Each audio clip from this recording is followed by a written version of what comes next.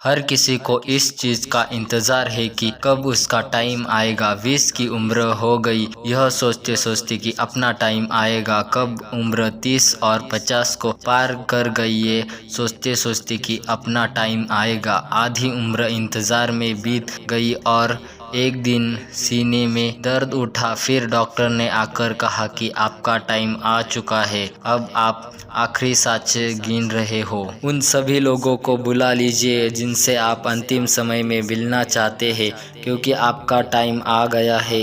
कहानी यहीं पर ख़त्म होती है। इससे हमें सीखने को मिलता है कि ज़िंदगी में इंतज़ार नहीं, मेहनत करो।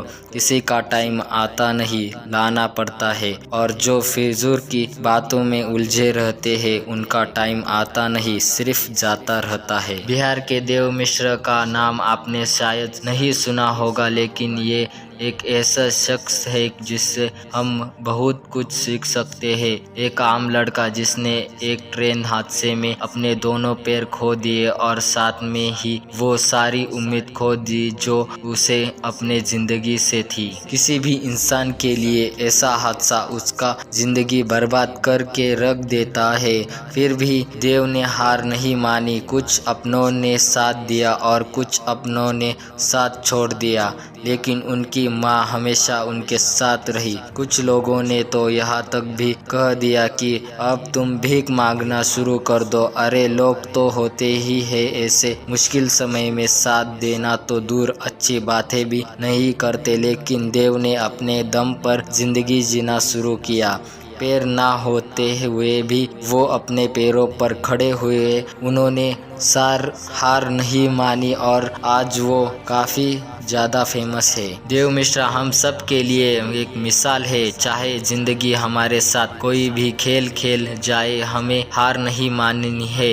एक बहुत पुरानी कहावत है, किसी का बुरा करना, किसी का पर अत्याचार करना, यह बहुत बड़ा पाप होता है और अत्याचार सहना उससे भी बड़ा पाप होता है। लेकिन मैं आपको ऐसी बड़ी कहावत बताने वाला हूँ कि जो आपने ना सुनी हो। अगर कोई इंसान ज़िंदगी में कुछ करना चाहता है, कुछ बनना चाहता है, उसके कुछ सपने हैं और उस इंसान से जाकर ये कह दे ना कि तुम कुछ नहीं कर सकते, तुम किसी काम के नहीं हो, यह एक बहुत बड़ा पाप होता है। और अगर ये बात कोई आपसे कहता है और आप अगर इस बात को चुपचाप सुनते रहते हो, उस इंसान को इतनी इजाज़त देते रहते हो कि वो आपके सामने खड़े होकर के आपके हौसले को तोड़ सके और उसके ये कह सके कि आपसे कुछ नहीं हो सकता और आप चुपचाप उसकी बातें सुनते रहो, तो ये सबसे बड़ा पाप होता है। ये सबसे बड़ा अत्याचार है अपने ऊपर। ज़िंदगी में लोगों को करीब आने दो, लेकिन किसी को इतनी इजाज़त मत दो कि ये तुम्हारा हौसला तोड़ सके। इस दुनिया में लोगों ने एक अलग ही मेंटेलिटी बना दी कि ताकत, अच्छी एजुकेशन, दिखाने में सुंदरता, गोरापन और एक अच्छा बैकग्राउंड, अगर आपके पास ये नहीं है तो आप कभी सफल नहीं हो सकते। जबकि सच तो इस बात से कोसों दूर है। सच ये है कि ताकत, एजुकेशन, गोरापन और एक अच्छा बैकग्राउंड, इनमें से कुछ भी ज़रूरी नहीं है सफलता पाने के लिए। और सही से जीने के लिए एक सही एटीट्यूड होना चाहिए। अगर एटीट्यूड पॉजिटिव नहीं है तो सब बेकार है।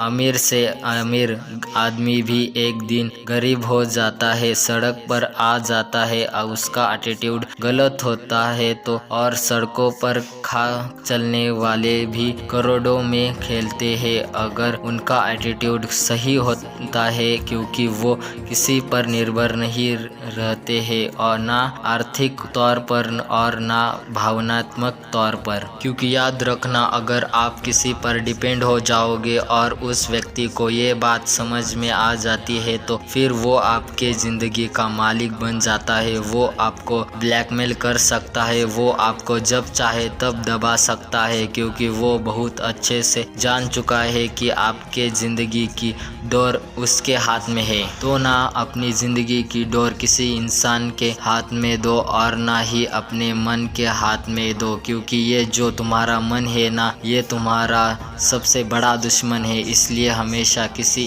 और की नज़र से दूर की ज़िंदगी को देखो और जो सही लगता है वो डिसीजन लो। मन तो कभी करेगा कभी नहीं करेगा, मन के चक्कर में ना जाने कितने लोग लूट गए बर्बाद हो गए। तो हमेशा अपने ज़िंदगी को दूसरों के दृष्टि से देखो और वो निर्णय लो आपके लिए सही हो, और अपने हर कदम को, अपने आने वाले हर काम को एक रहस्य रहे दो लोगों के लिए। दुनिया को सिर्फ नतीजों दिखाओ, लोगों को बहुत जल्दी होती है हर चीज़ का नतीजा देखने के लिए, लेकिन कोई भी बड़ा काम 1 या 2 दिन में तो होता नहीं है।